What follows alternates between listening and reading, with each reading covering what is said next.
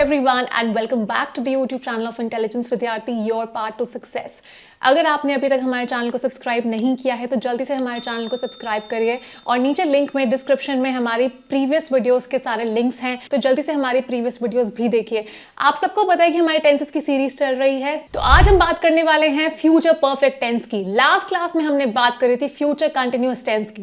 Continuous मतलब progressive, कोई भी एक्शन, कोई भी इवेंट, कोई भी एक्टिविटी जो कंटिन्यूएशन में चल रही है, जो चलती ही जा रही है।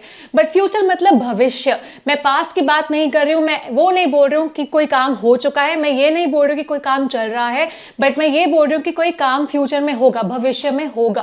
तो लास्ट क्लास में हमने बात करी थी फ्यूचर कंटिन्यूअस टेंस की। अब फ्यूचर कंटिन्यूअस टेंस होता क्या है? इसको हम फ्यूचर प्रोग्रेसिव टेंस भी बोलते हैं। प्रोग्रेसिव मतलब कोई भी एक्शन, कोई भी एक्टिविटी जो कंटिन्यूएशन में चल रही है, it is progressive in nature, it will continue for some time. आप सबको पता है कि फ्यूचर का मतलब होता है भविष्य। तो फ्यूचर कंटिन्यूअस टेंस क्या होता है? It is generally used to represent any action, any event, any activity that will continuously happen at a certain time in the future, जो फ्यूचर में होगी और कुछ समय के लिए वो कंटिन्यूएशन में चलती रहेगी, प्रोग्रेसिव रहेगी। तो इसमें सबसे पहले आता है सब्जेक्ट, उसके बाद आता है हेल्पिंग वर्ब। अब हेल्पिंग वर्ब हम यूज करते हैं विल और उसके साथ हम ऐड करते हैं बी। उसके बाद आती है हमारी वर्ब की प्रेजेंट पार्टिसिपल फॉर्म, फिर आता है हमारा ऑब्जेक्ट। अब प्रेजेंट पार्टिसिपल फॉर्म क्या होती है? वर्ब की फर्स्ट फॉर्म में आप आईएनजी ऐड कर देते हैं, वो होती है हमारी वर्ब की present participle form. For example, the couple will be getting married on a beach. अब आप सबको पता है कि मैरिज का जो प्रोसीजर है वो थोड़ा सा लंबा होता है और कंटिन्यूएशन में चलता रहता है, तो एटलीस्ट 3 to 4 आवर्स इस प्रोसेस में लगते हैं। तो the couple will be getting married on a beach, तो अब बीच पे उनकी शादी होगी और वो जो शादी का प्रोसीजर है वो कंटिन्यूएशन में थोड़ी देर के लिए चलता रहेगा। अब फ्यूचर परफेक्ट टेंस क्या होता है? परफेक्ट, यहां पे आप समझ लेना, कोई एक्शन जो कंप्लीट हो जाएगा।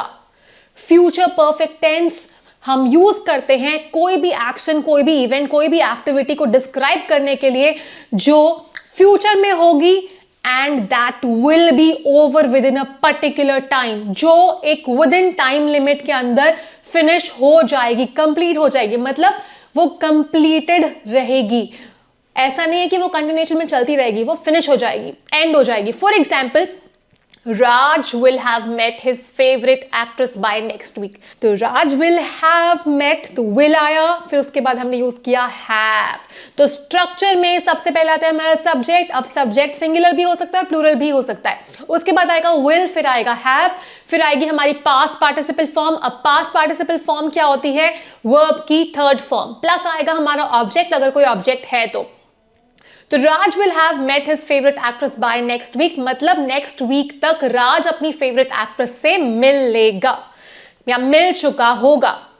तो जिन भी वाक्यों में चुकेगा, चुकेगी, चुकेंगे, चुका होगा, चुकी होंगी, इसका प्रयोग होता है, वो सारे फ्यूचर परफेक्ट टेंस में आते हैं।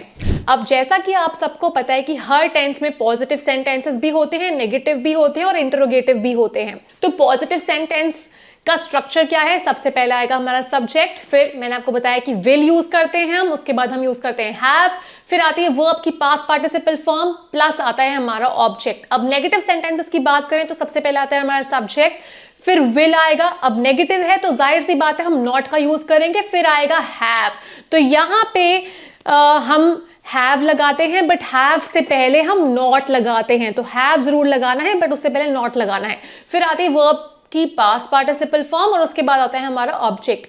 अब अगर मैं इंट्रोगेटिव की बात करूं जो क्वेश्चन से एंड होते हैं, तो सबसे पहले आएगा विल। तो विल जो सेकंड प्लेस पे आ रहा था वो अब फर्स्ट पोजीशन पे आएगा, फिर आएगा हमारा सब्जेक्ट, उसके बाद आएगा हमारा हेल्पिंग वर्ब, फिर आएगा वर्ब की पास्ट पार्टिसिपल फॉर्म एंड उसके बाद आएगा हमारा object. For example, she will have finished her project by next month, मतलब अगले महीने तक वो प्रोजेक्ट फिनिश कर चुकी होगी।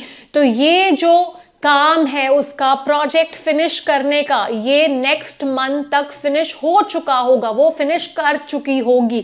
अब नेगेटिव सेंटेंस क्या होगा? She will not have finished her project by next month. और इंटरोगेटिव होगा will she have finished her project by next month, क्या वो नेक्स्ट मंथ तक प्रोजेक्ट फिनिश कर चुकी होगी। नेक्स्ट सेंटेंस है she will have eaten the meal, वो मील खा चुकी होगी। She will not have eaten the meal, will she have eaten the meal?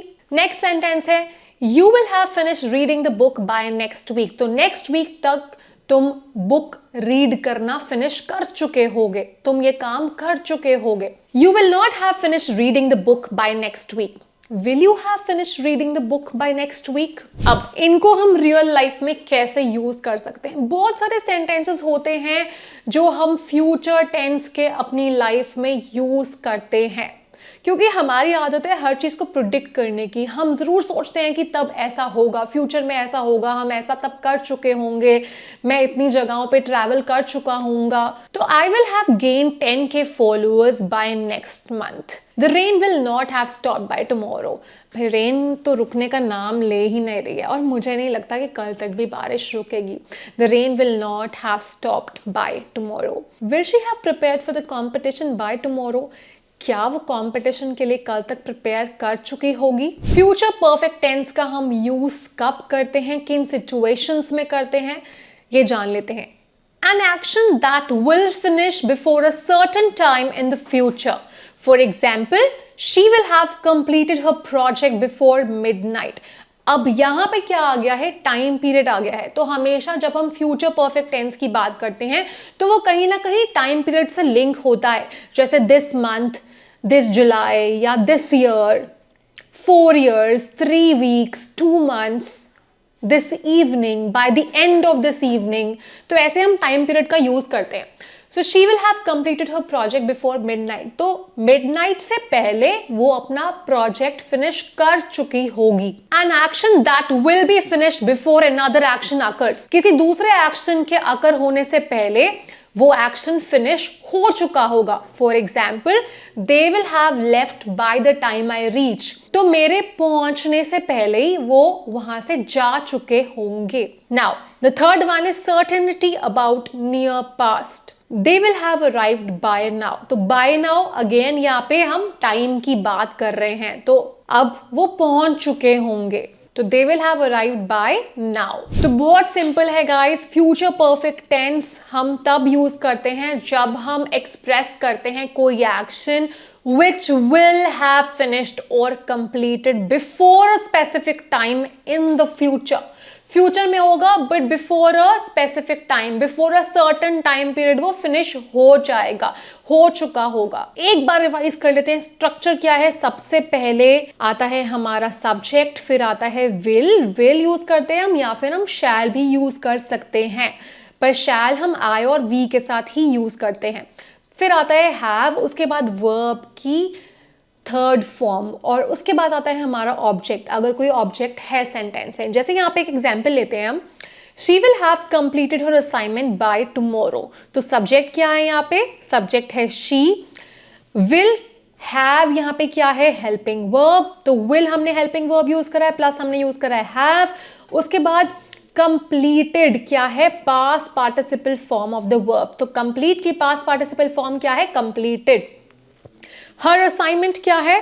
Her assignment है हमारा ऑब्जेक्ट।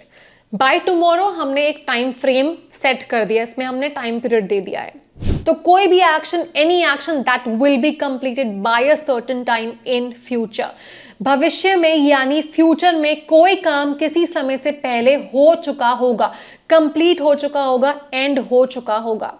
तो आई होप गाइज आपको समझ आ गया है कि फ्यूचर परफेक्ट टेंस क्या होता है। अब हमारी नेक्स्ट वीडियो जल्दी ही आएगी जिसमें मैं आपको फ्यूचर परफेक्ट कंटिन्यूअस टेंस के बारे में बताऊंगी और आपके सारे डाउट्स क्लियर हो जाएंगे। आपको हमारी अगर वीडियोस अच्छी लग रही हैं तो प्लीज़ हमारे वीडियोस को लाइक करिए, चैनल को सब्सक्राइब ज़रूर करिए। सो आप इंस्टाग्राम चैनल को सर्च कर सकते हैं, आपको सिर्फ इंटेलिजेंस विद्यार्थी ऑफिशियल टाइप करना है, और याद रखिएगा कि ऑफिशियल में डबल L है। And make sure you like all our videos. आप कमेंट करिए अगर आपके कुछ डाउट्स हैं। I will be happy to resolve all your doubts, I will be happy to help you with your doubts. So stay connected, मैं आने वाली हूँ बहुत सारे नए वीडियोज़ लेके, सो मेक श्योर आप कनेक्टेड रहें। So bye and keep learning.